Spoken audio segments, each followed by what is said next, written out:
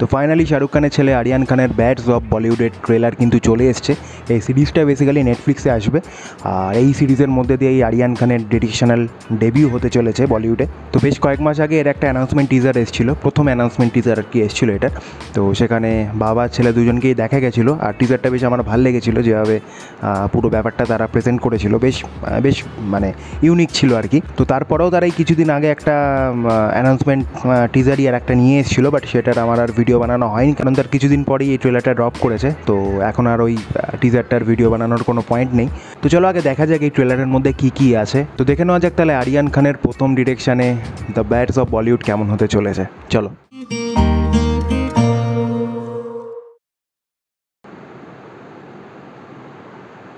बॉलीवुड एक सपनों का शहर, पर यह शहर सबका नहीं होता।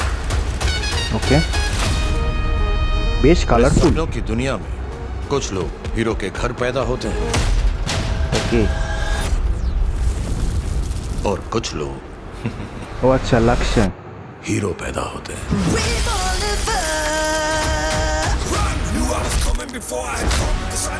अरे बाप रे,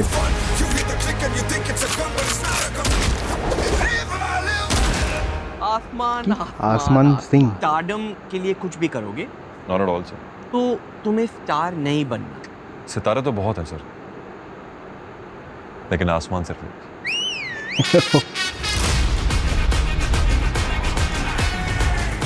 भाई हिट दिया है तू, चलना बाहर जाएंगे, खाएंगे पिएंगे, दोनों भाई मिलके सेक्स करेंगे।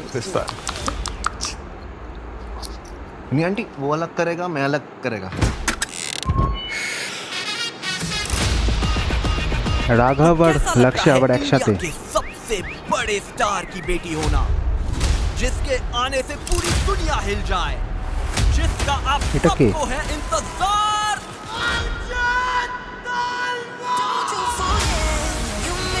Lord Bobby,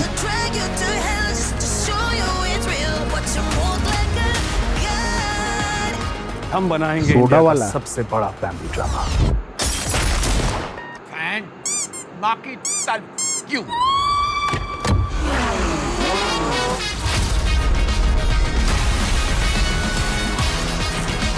That's my boy. What a party, क्या पार्टी, सुपर पार्टी। अरे बाप रे, बुलशिट पार्टी। और पिक्चर का टाइटल होगा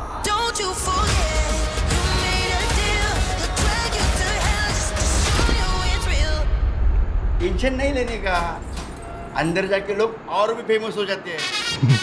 এটা নিজেকেই ঠুকেছে মনে হয়। Written and directed by Aryan Khan. বাবা, 18 সেপ্টেম্বর।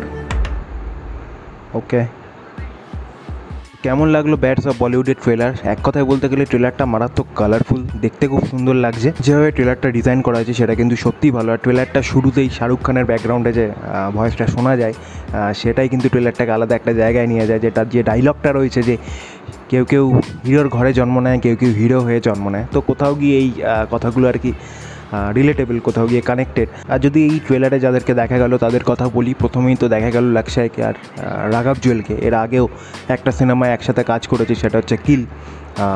তো তারপরে এরা আবার এই ওয়েব সিরিজে একসাথে, তাদের দুজনকে একসাথে বেশ ভালো লাগছে। তাদের কেমিস্ট্রি অনস্ক্রিন বেশ মজাদার, বেশ ফ্রেন্ডলি। এছাড়াও দেখা গেল ববি দেওয়ালকে। ববি দেওয়াল আই থিঙ্ক এই শোটাতে কোনো স্টারই হতে চলেছে। তো দেখা যাক কী হয়, কেন স্টোরি লাইন আমার খুব একটা মাথায় ঢুকলো না। তো এদেরকে ছাড়াও আমি অবাক হলাম করণ জোহরকে দেখে। করণ জোহর যেভাবে গালাগালি করছে সেটা সত্যি অবাক করার মতো।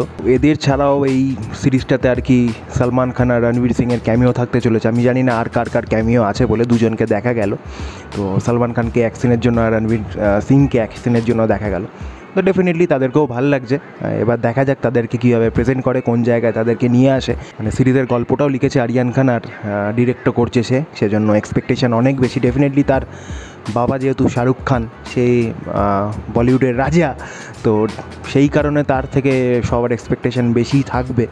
একদিকে ভালো, সে অ্যাক্টিংয়ে আসেনি, অ্যাক্টিংয়ে এলে লোকজন মাথা খারাপ করে দিত, যা প্রেশার তার ওপর পড়তো সেখানেই সে পিছিয়ে যেত। এটা একটা ভালো চয়েস যে সে ডিরেকশানের পদ আর কি বেছে নিয়েছে। তো দেখা যাক এর নেটফ্লিক্সে এলে তারপর বোঝা যাবে শোটা কেমন হতে চলেছে। আর মোটামুটি দেখে বোঝা যাচ্ছে এটা কোনো সিরিয়াস টপিকের ওপর শোটা হবে না, প্রচণ্ড মজার, প্রচণ্ড মানে কী বলবো ফাজলামি টাইপের আর কি একটা সিরিজ হতে চলেছে ডেফিনেটলি। আর এই সিরিজটাকে নিয়ে যেভাবে প্রমোশন করছে আরিয়ান খান থেকে বলি, শাহরুখ খান বা তার টিম যেভাবে প্রমোশন করছে সেটা কিন্তু মানে কী বলবো দেখবার মতো। এরকম আগে আমি কোনো ওয়েব সিরিজের প্রমোশন আমি তো দেখিনি বস। এছাড়া ব্যাকগ্রাউন্ডে যে স্কোরটা শোনা যাচ্ছে সেটা বেশ শুনতে ভালো লাগছে। এছাড়া যে গ্রাফিক্সের যে কাজ আছে, ভিএফএক্সের যে কাজ আছে সেগুলো কিন্তু দেখতে ভালো লাগছে। ডেফিনেটলি রেড চিলিজ এর ভিএফএক্স করেছে, তো রেড চিলিজের ভিএফএক্স নিয়ে কথা বলার জায়গা নেই। তো ওভারঅল দেখতে গেলে ট্রেলারটা আমার ভালোই লেগেছে। এটা 18 সেপ্টেম্বর রিলিজ করছে, নেটফ্লিক্সে আসছে, তারপর দেখা গেলে বাকিটা বোঝা যাবে যে শোটা কেমন হতে চলেছে। স্পেশালি লাস্টের যে ডায়লগটা রয়েছে যে জেলের মধ্যে কী বলে লক্ষ্যকে আর কি পুড়ে দিচ্ছে, তো সেখানে যে হাওলদার আছে সে আর কি বলছে যে জেলের মধ্যে গেলেই আরও বেশি ফেমাস হয়ে যায়। আই থিঙ্ক এটা আরিয়ান খান পুরো মানে নিজের মজা নিজেই উড়িয়েছে।